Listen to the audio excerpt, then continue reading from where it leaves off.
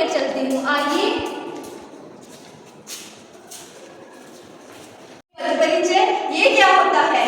मैं बताती हूँ तुम्हें पद परिचय क्या होता है। शब्दों का व्याकरणिक परिचय ही तो पद परिचय कहलाता है। रुको, मैं तुम्हें अच्छे से बताती हूँ। ये दो रूप हैं, चलिए मैं आपको बताती हूँ। पहला विकारी और दूसरा अविकारी।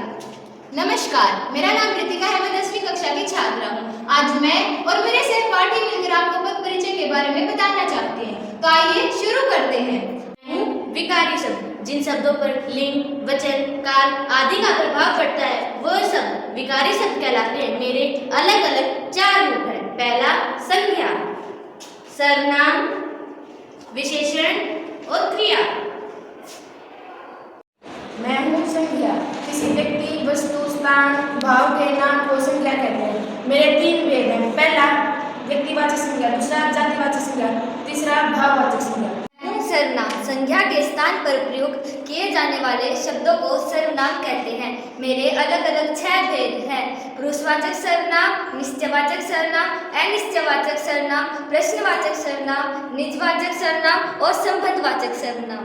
विशेषण संज्ञा या सर्वनाम की विशेषता बताने वाले शब्दों को विशेषण कहते हैं। मेरे 4 भेद होते हैं।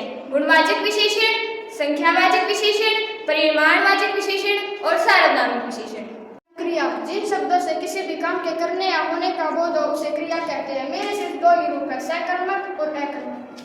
पद परिचय का दूसरा भेद अविकारी शब्द जिन शब्दों पर लिंग, वचन तथा काल का कोई प्रभाव नहीं पड़ता उन्हें अविकारी शब्द कहते हैं। मेरे 5 भेद हैं। पहला क्रिया विशेषण, दूसरा विस्मयादि बोधक, तीसरा संबंध बोधक, चौथा समुच्चय बोधक, आखिरी व 5वां निपात। ये मेरे पहले रूप से मिलिए।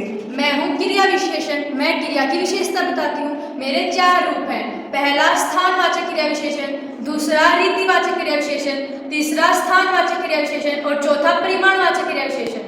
समुच्चय बोधक जो शब्द 2 शब्दों, 2 वाक्यों, 2 वाक्यांशों को जोड़ने का काम करते हैं वे समुच्चय बोधक कहलाते हैं, जैसे किंतु, परंतु, अथवा और। संबंध बोधक जो अविकारी शब्द संज्ञा सर्वनाम के बीच का संबंध दिखाते हैं उन्हें संबंध बोधक अव्यय कहते हैं, जैसे के ऊपर, के नीचे, के साथ आदि। विस्मयादि बोधक जिन शब्दों से मन के तीव्र भाव का पता चलता है उन्हें विस्मयादि बोधक कहते हैं, जैसे उफ, हाय आदि। निपात निपात वे शब्द हैं जो वाक्य में किसी बात पर विशेष बल देने के लिए प्रयोग किए जाते हैं, जैसे ही, भी, तक, केवल।